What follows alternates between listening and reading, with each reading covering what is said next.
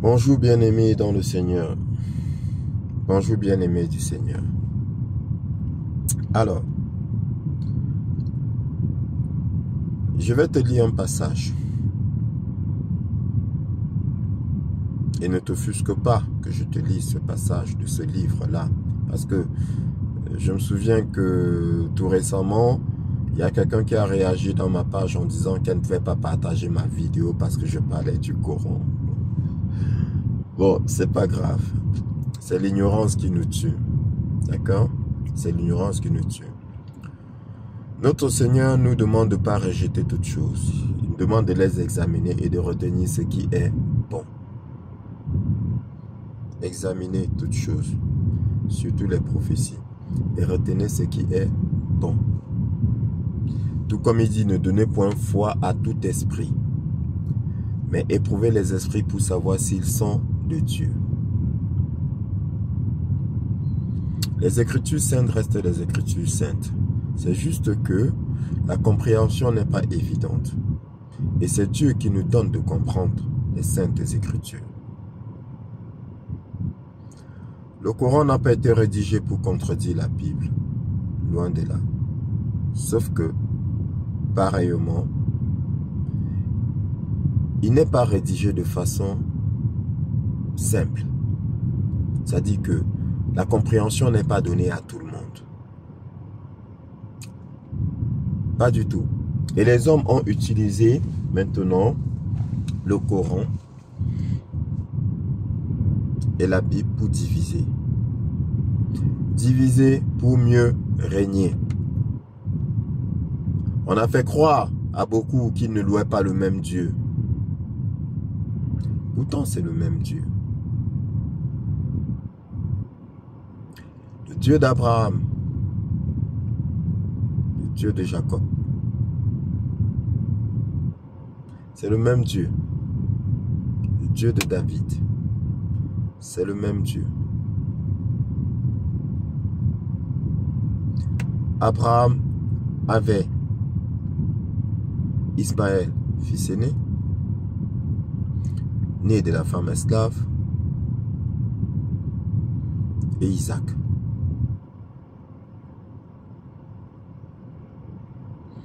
Né de la femme libre.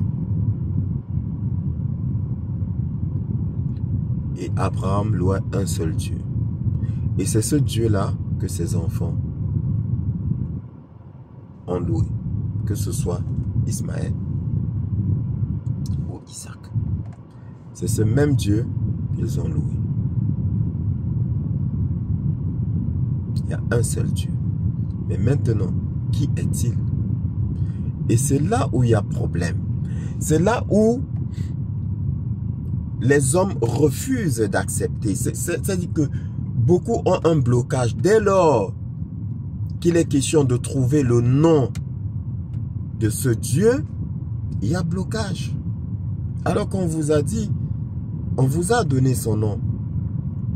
Que ce soit dans la Bible ou dans le Coran, on vous a donné son nom. Mais il y a blocage. Pourquoi? Mais c'est Dieu qui crée ce blocage-là. C'est Dieu qui ne veut pas que beaucoup comprennent. Parce que il est écrit dans la Bible que tout esprit qui atteste que Jésus est Seigneur est de Dieu. Il n'y a que les enfants de Dieu qui vont attester que Jésus est Seigneur. Parce que c'est l'Esprit de Dieu, c'est l'Esprit Saint qui atteste que Jésus est Seigneur. Et Seigneur ici c'est Dieu. Il n'y a pas deux seigneurs, il y a un seul Seigneur avec S majuscule. Et Jésus lui-même a dit qu'il était Dieu.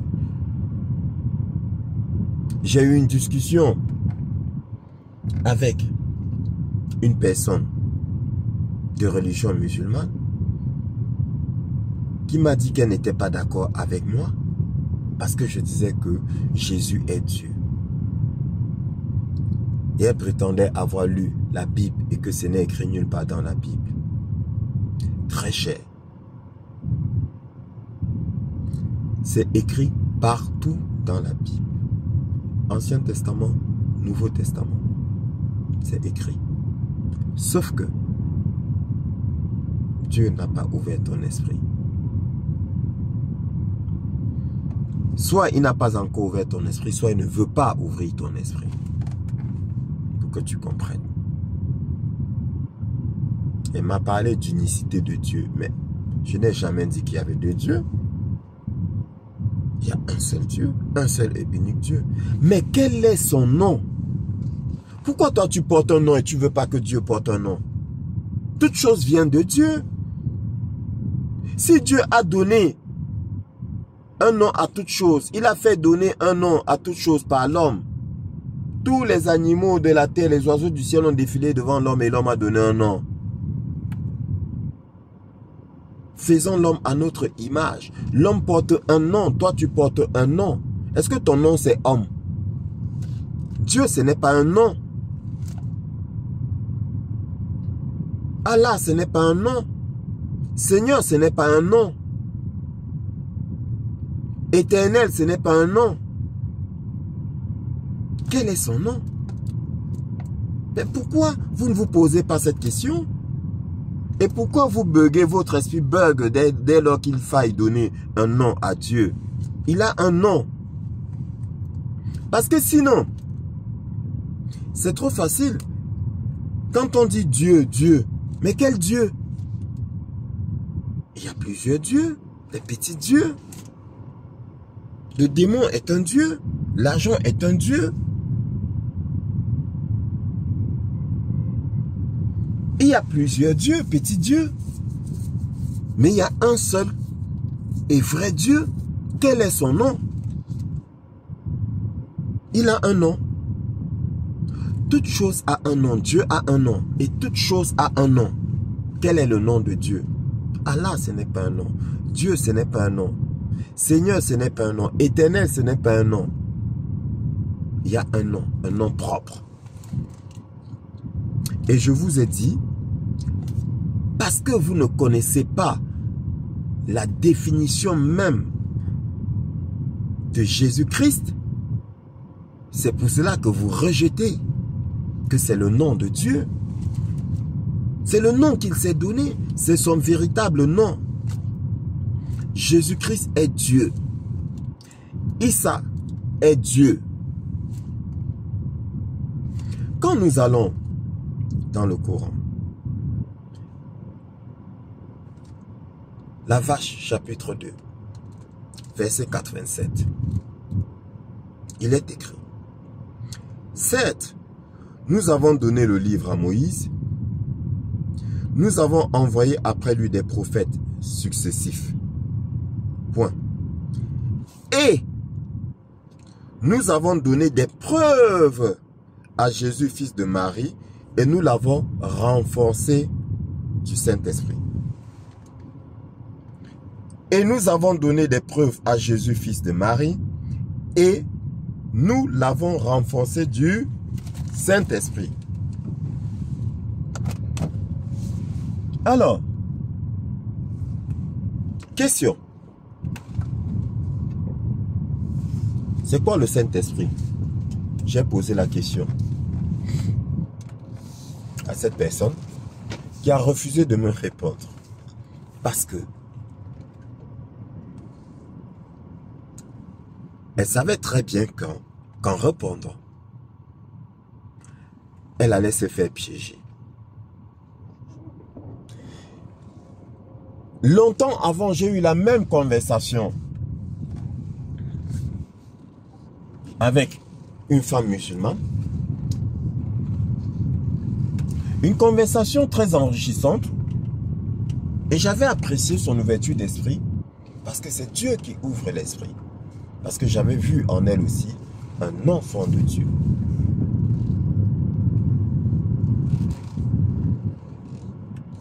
Je lui ai posé la question: selon toi, c'est quoi le Saint-Esprit? Elle m'a répondu: le Saint-Esprit c'est Dieu, le musulman. Et cette deuxième personne musulmane, qui n'était pas d'accord avec moi, de m'entendre dire que Jésus est Dieu. Je lui pose la question, c'est quoi selon toi le Saint-Esprit? Il m'a dit, je ne vais pas répondre, je ne vais pas te répondre, je ne vais pas te donner la réponse que tu veux. Je dis non, comment ça la réponse que je veux? Je veux pas que tu me donnes la réponse, je n'ai pas, comment je vais dire ça? Je veux que tu me donnes ta réponse à toi. Je ne te demande pas de me donner ma réponse à moi ou la réponse que je veux. Je veux juste comprendre. On est dans une discussion, on est dans une causerie. Voilà. Je veux juste qu'on mène la discussion. Ayant l'ouverture d'esprit, chacun d'apporter ses éléments. Tout en sachant que, contrairement à ce que tu dis, parce qu'elle disait que c'est ma pensée, ce n'est pas ma pensée. Je dis ce qui est écrit. Il est écrit que Jésus est Dieu et je le répète. Et je dis Amen. Parce que ce livre-là, c'est mon socle. Ce livre-là, c'est ma fondation. Ce livre-là, c'est mon inspiration. C'est sur ce livre que je me base. C'est sur ces écritures-là, de la Bible, que je m'appuie. Et je dis Amen. Donc tout ce qui est écrit dans la Bible, je dis Amen. Je n'ai pas besoin de réfléchir. Donc, je demande juste, selon toi, c'est quoi le Saint-Esprit? Elle a refusé de répondre. Et je poserai la question à toute personne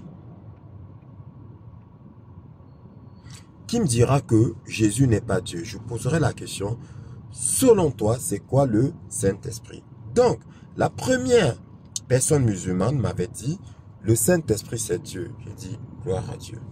On est d'accord, le Saint-Esprit c'est Dieu. Alors, dans la vache, on dit que, et nous avons donné des preuves à Jésus, fils de Marie, et nous l'avons renforcé du Saint-Esprit. Si vous voulez, admettons, et nous avons mis en lui le Saint-Esprit. Au commencement était la parole. La parole était avec Dieu. La parole était Dieu. La parole était avec Dieu. La parole était Dieu. Au commencement était la parole. Au commencement là, il y avait quoi? La parole. La parole était avec Dieu. La parole était Dieu. Au commencement, il y avait quoi? Il y avait Dieu.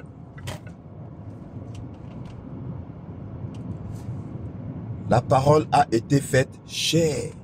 Donc, on vous dit dans la Bible que Dieu s'est fait chair.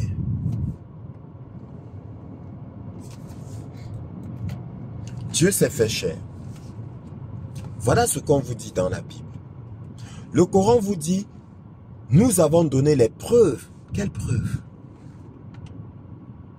Dans le chapitre, la vache Al-Baqarah, chapitre 2 du Coran,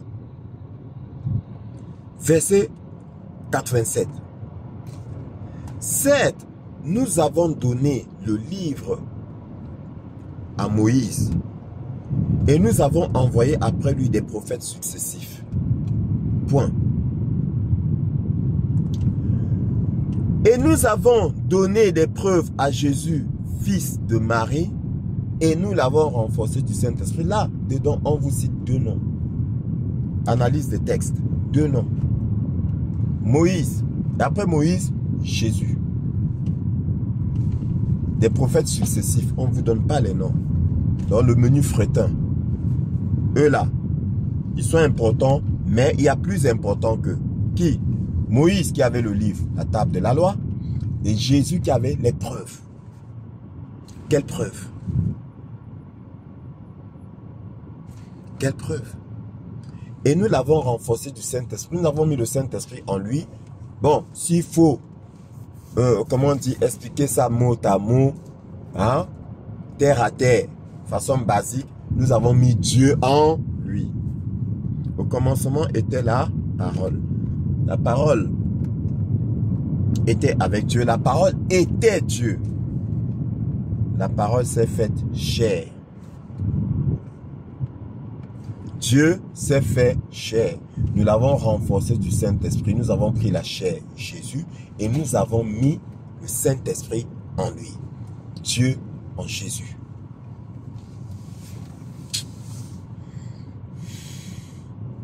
Ça là, si tu n'es pas enfant de Dieu, tu ne diras pas Amen. Parce que c'est l'Esprit de Dieu en nous qui atteste cela. Et si toi, ton esprit refuse cela, pose-toi la question si tu es véritablement enfant de Dieu. Quelque chose que nous, enfants de Dieu, nous trouvons basique. Mais c'est basique, ça dit que même l'intelligence de l'homme, parce que là, je n'utilise même pas mon intelligence. J'utilise l'esprit c'est l'esprit qui est en moi qui atteste cela. Mais maintenant, si on met l'esprit de côté, on prend l'intelligence de l'homme. Même l'intelligence de l'homme va t'expliquer que c'est ça que ça veut dire. Dieu en Jésus. Il s'est choisi un corps. Il s'est choisi un nom. La parole s'est faite chair. Qu'est-ce qu'il y a de compliqué là-dedans? Je répète, oui, pour nous, enfants de Dieu, ce n'est pas compliqué. C'est basique. Nous disons Amen. Nous comprenons aisément, facilement. Mais pour toi, tu ne peux pas comprendre. Tu ne peux pas comprendre.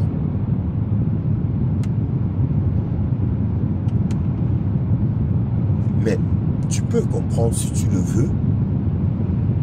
Si tu te repens, d'accord? Et si tu confesses, si tu crois, comme le Seigneur l'a dit, celui qui croira et qui sera baptisé sera sauvé. Donc, nouvelle naissance, nouvel acte de naissance, nouvelle paternité, adoption. Là, tu recevras l'Esprit de Dieu par adoption. Parce que nous sommes nés enfants de Dieu. En ce qui me concerne, je suis né enfant de Dieu. Ne me posez pas la question que as-tu cru? On pose cette question à celui qui ne croyait pas avant. Mais moi, j'ai toujours cru. Je suis né dedans.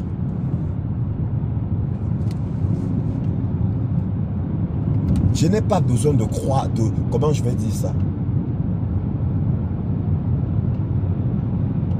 Je crois déjà. J'ai toujours cru. Ce n'est pas un exercice nouveau pour moi. Je n'ai jamais douté.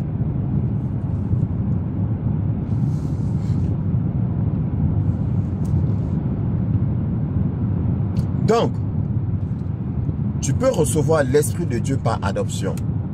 D'accord? Et là,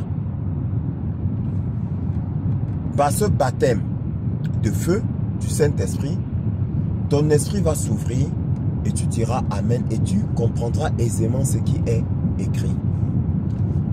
Parce que nous allons plus loin. La naissance de Jésus. La Bible dit que Jésus est né par la vertu du Saint-Esprit. Que dit le Coran? Le Coran dit la même chose. Jésus n'est pas né. Jésus n'est pas le fruit, le résultat d'un rapport sexuel. Pas du tout. C'est pas la vertu de Dieu. C'est écrit. Bon, maintenant, quel homme sur terre est né comme ça? Depuis la nuit des temps, présentez-moi un être humain qui est né par la vertu du Saint-Esprit.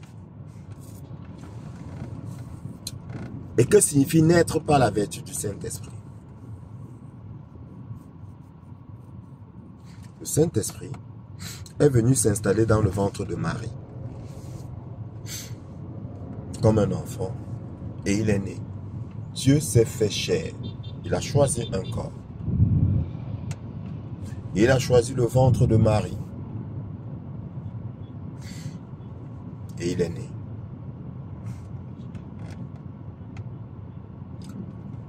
Aucune sainte écriture ne conteste cela. Quel être humain est né comme ça? Présentez-moi. Alors,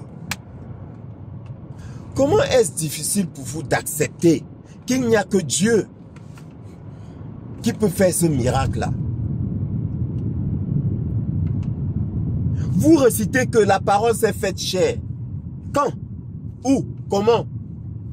Qui? Vous acceptez que la parole s'est faite chair. Mais vous refusez que Jésus est Dieu. Parce que c'est la parole qui s'est faite chair. Vous refusez. Bon, maintenant, montrez-nous cette parole-là qui s'est faite chair. Cette chair-là, elle était où? Comment est-ce qu'elle s'appelait? Comment est-ce qu'elle s'appelait? Maintenant, j'utilise l'intelligence de l'homme. Hein? Parce que pour croire, je n'ai pas besoin de l'intelligence de l'homme. Je vous dis, c'est l'Esprit de Dieu en moi qui atteste toute chose venant de Dieu. Ce n'est pas mon intelligence. Parce que je suis un mouton de Dieu. Je vous l'ai déjà dit. Je suis un mouton de Dieu. Je dis Amen à tout ce qui est parole de Dieu là. Et je dis Amen sans réfléchir. Parce que je suis animé par l'Esprit de Dieu, l'Esprit de mon Père. Chaque enfant reconnaît la voix de son Père. Je reconnais la voix du Seigneur Jésus-Christ.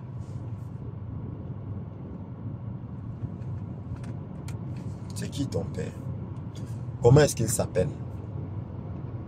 Dieu, ce n'est pas un nom. Allah, ce n'est pas un nom. Dieu, je te dirais, quel Dieu? Quel Dieu? Quel est son nom? Alors,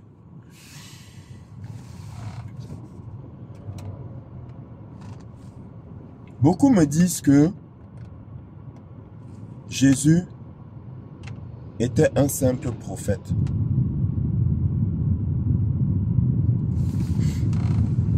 Que Jésus était un simple prophète. Oui, c'est écrit dans le Coran que Jésus est un prophète. Mais en même temps, c'est écrit dans le Coran que Jésus n'était pas un simple prophète. Parce que je reprends. Quand nous prenons le verset 87 de la vache, le chapitre 2 du Coran, deux noms, analyse, compréhension des textes. Deux noms, Moïse, Jésus. Les autres, prophètes successifs. On n'a pas donné leur nom.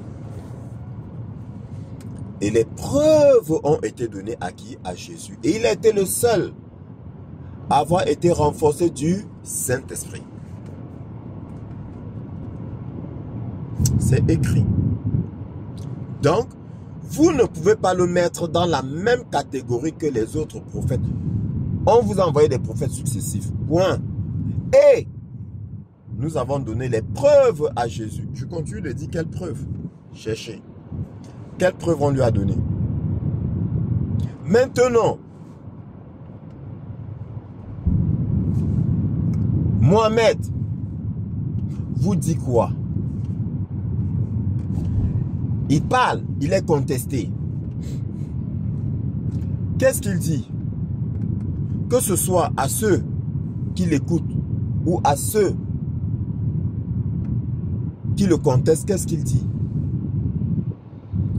Qu'il y aura quelqu'un qui viendra confirmer, attester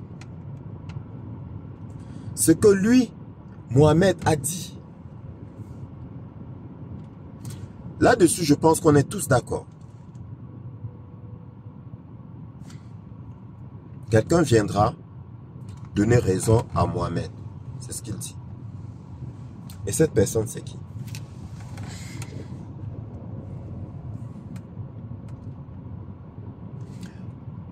Si je t'envoie, si je te commissionne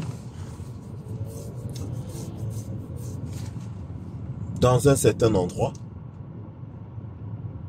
tu y arrives, tu dis, c'est Brice qui m'a envoyé, vous dit que. beaucoup vont te demander des preuves. Ceux qui sont prudents vont dire, est-ce vraiment Brice qui t'a envoyé? Quelles sont les preuves? Tu vas fournir des preuves, mais tu auras quand même malgré tout des contestataires. Des gens qui vont contester. Ceux qui connaissent Brice vont dire, oui, c'est vrai. C'est vraiment Brice qui t'a envoyé. Parce qu'ils connaissent Brice.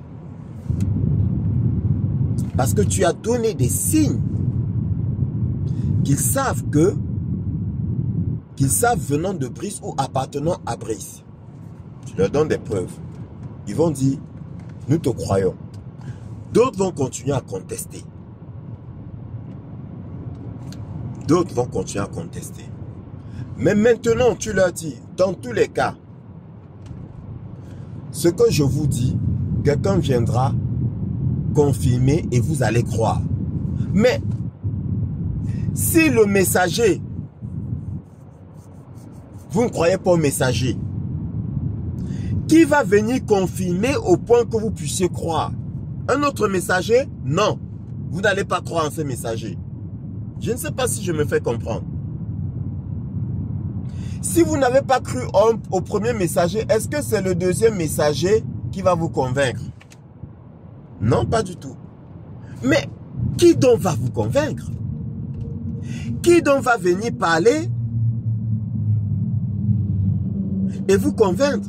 Qui donc va venir faire l'unanimité? Qui donc va venir parler et tout le monde va dire on est d'accord?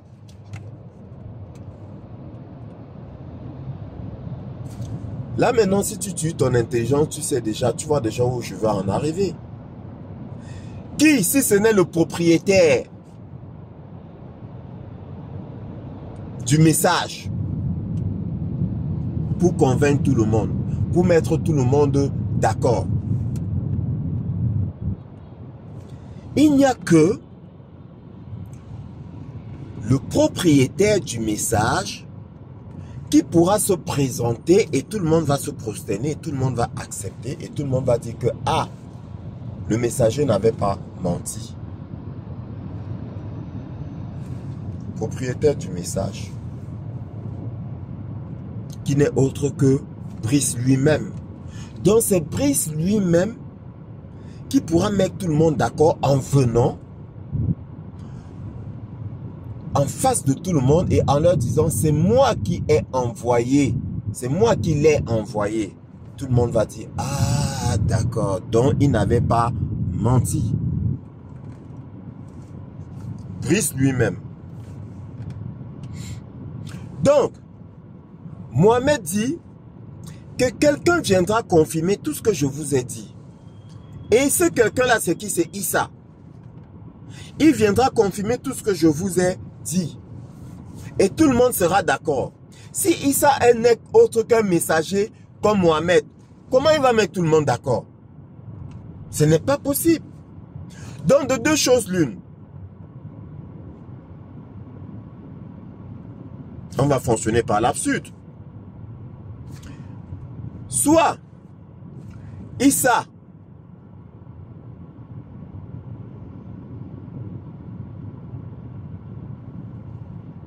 n'est pas Dieu. D'accord? Issa n'est pas Dieu. Et s'il n'est pas Dieu, ça veut dire quoi? Il est un messager. Maintenant, s'il est un messager, ça veut dire qu'il ne peut pas convaincre tout le monde. Puisque Mohamed, en tant que messager, n'a pas pu convaincre tout le monde. Je ne sais pas si je me fais comprendre. Issa, il n'est pas Dieu. S'il n'est pas Dieu, il est qui? Il est messager comme Mohamed. Mais comment il va donc venir convaincre tout le monde? Mohamed dit que Issa va venir convaincre. Il va venir confirmer. Et tout le monde tombera d'accord. Maintenant, j'ai dit qu'il n'y a que le propriétaire du message. Donc, Issa est le propriétaire du message. S'il est le propriétaire du message et il n'est pas Dieu,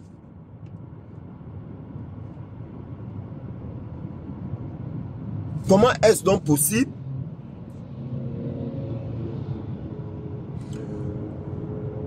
que Mohamed dise que lui, il viendra convaincre tout le monde? Donc, ce sera parce que c'est lui, Issa, qui a envoyé Mohamed.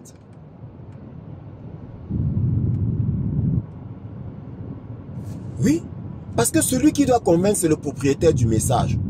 Donc c'est Issa qui a envoyé Mohamed. Maintenant, Issa a envoyé Mohamed en tant que qui? Vu que Issa est un prophète comme Mohamed, comment il peut encore l'envoyer? Je ne sais pas si je me fais comprendre. C'est un peu complexe, mais je pense quand même que on s'en sort. Il n'y a que le propriétaire du message pour mettre tout le monde d'accord. Maintenant, Issa vous dit que Mohamed vous dit que Issa viendra mettre tout le monde d'accord par rapport à ce que je vous ai dit.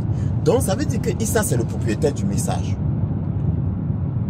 Donc, c'est Issa qui a envoyé Mohamed. Maintenant, Mohamed vous a dit que qui l'a envoyé?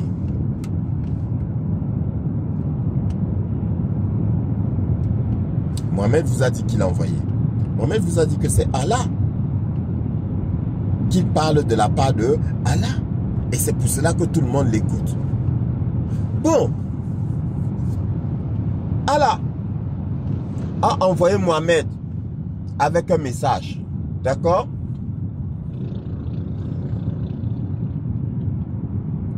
Issa, qui va convaincre tout le monde, a envoyé Mohamed. Donc, si je comprends bien, il y a deux personnes qui ont envoyé Mohamed. Si on reste dans ma logique du propriétaire du message qui viendra mettre tout le monde d'accord. Mohamed a dit que c'est Issa qui viendra mettre tout le monde d'accord. Donc, pour Mohamed, c'est Issa le propriétaire du message. D'accord? Mais maintenant, Mohamed vous parle de la part de Allah. Donc, Allah a envoyé Mohamed. Donc, Mohamed, en fait, a aurait deux envoyeurs. Deux personnes auraient donc envoyé Mohamed. Dieu et Issa. Oh, toi-même, tu parles d'unicité. Il y a un seul Dieu. Un seul. Je suis d'accord avec toi, il y a un seul Dieu. Et donc, vu que je suis d'accord avec toi qu'il y a un seul Dieu, tu es d'accord avec moi qu'il y a un seul Dieu. Alors, Mohamed serait-il en train de dire qu'il y aurait deux dieux? Non. Il ne serait pas en train de dire qu'il y a deux dieux. Il y a un seul Dieu. Celui qui lui a donné le message là et qui va venir confirmer là, attester, mettre tout le monde d'accord et juger, parce que le Coran vous dit que Issa viendra juger. Mais qui juge? Si ce n'est Dieu lui-même. Mais quand je te pose la question qui juge, tu me dis Dieu. Mais Mohamed dit que Issa viendra juger. Mais si Dieu juge et Issa viendra juger, mais Issa c'est qui?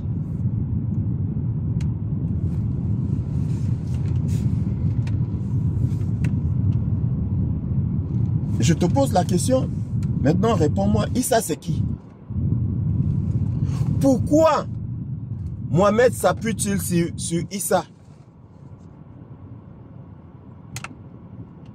Si Mohamed n'a pas pu mettre tout le monde d'accord, et il vous dit que Issa mettra tout le monde d'accord, ça veut déjà dire que Mohamed met Issa à un niveau très élevé. Mais comment vous ne comprenez pas ça? Comment vous n'acceptez pas ça? Mais maintenant, si Issa a un niveau plus élevé que Mohamed, pourquoi vous ne suivez pas Issa, mais vous suivez Mohamed? Alors que Issa lui suit, Mohamed lui suit Issa. Il vous le présente comme étant au-dessus de lui. Celui qui ne meurt jamais. Celui qui ne meurt jamais. Connaissez-vous un seul être qui ne meurt jamais, si ce n'est Dieu lui-même?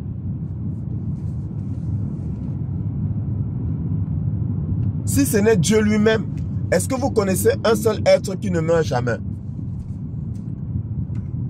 Nous comprenons facilement ces choses. Que je lise la Bible ou le Coran, parce que en plus, il est écrit que le Coran est venu attester le livre. Il n'est pas venu contredire le livre. Mes chers amis, c'est écrit noir sur blanc. Donc, le Coran ne contredit pas la Bible. Loin de là. Il ne contredit pas la Bible.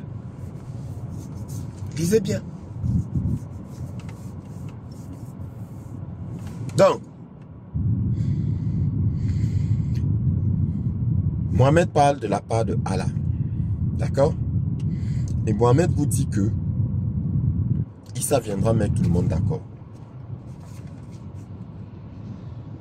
Si Issa est un simple prophète, un simple messager comme Mohamed, il est impossible que Issa mette tout le monde d'accord. Parce que Mohamed n'a pas pu mettre tout le monde d'accord. Parce que s'il avait mis tout le monde d'accord, il ne dirait pas cela que quelqu'un viendra mettre tout le monde d'accord. S'il avait mis tout le monde d'accord, il ne parlera même plus de Issa. S'il avait mis tout le monde d'accord, il ne chercherait même plus à se rendre légitime. Issa viendra le légitimer. Mais il est qui pour légitimer Mohamed? Il est qui? S'il est simple messager, un simple prophète comme Mohamed, pourquoi est-ce qu'il va... De quel pouvoir, comment je vais dire ça? Quel pouvoir lui permet de le faire alors qu'ils sont au même niveau? Alors qu'ils sont au même niveau. Je suis au même niveau que toi et je crie à tout le monde, écoutez-le. Mais on est au même niveau. Déjà, toi, ils ne t'écoutent pas. Moi, comment ils vont m'écouter? Alors qu'on est au même niveau. Ils ne vont pas m'écouter. Mais si je suis à un degré plus élevé que toi, beaucoup d'autres aussi vont m'écouter. Et celui qui sera encore plus haut que moi, un peu plus encore vont écouter, ainsi de suite. Et tout le monde va écouter le suprême. Tout le monde va écouter le suprême. Celui qui est au-dessus de toute chose. Au-dessus de lui, il n'y a rien. Au-dessus de lui, il y a lui. Celui-là, donc, ce n'est que celui qui peut mettre tout le monde d'accord. Donc, si Issa est présenté comme celui qui va mettre tout le monde d'accord, alors Issa est Dieu. Issa est Dieu. Jésus-Christ est Dieu. C'est son nom véritable. La parole s'est faite chair. C'est Dieu qui s'est fait homme. Je vous ai dit que c'est impossible. Rien n'est impossible à Dieu. Il s'est fait homme. Point barre, c'est tout. Et en tant qu'homme, il faut bien qu'il ait un nom. Mais attendez. Si nous sommes tous d'accord que Dieu s'est fait homme, il s'appelait comment quand il s'est fait homme? Comment s'appelait-il quand il s'est fait homme? Il avait certainement un nom. Comme tous les hommes de la terre ont eu un nom.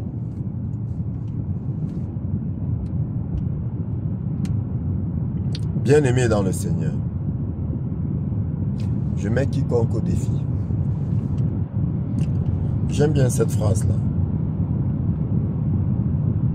Parce que l'Esprit de Dieu en moi proclame haut et fort. Je mets quiconque au défi de venir me contredire. Même en utilisant l'intelligence de l'homme là, nous démontrons. Parce que quand nous utilisons l'Esprit de Dieu, nous n'avons pas besoin de démontrer. Nous attestons. Nous disons Amen. Jésus est Dieu. Mais en utilisant l'intelligence de l'homme, nous démontrons aussi que Jésus est Dieu. C'est son nom véritable. C'est le nom qu'il s'est donné quand il est venu sur terre. Jésus-Christ. Le divin. Jésus le divin. Je suis. Dieu en moi, Dieu en nous. Emmanuel, Dieu parmi nous. Le souffle de vie. Yahweh.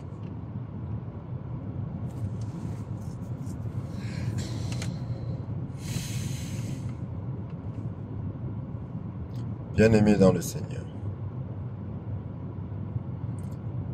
tout enfant reconnaît la voix de son Père. Et nous disons Amen à la voix de notre Père.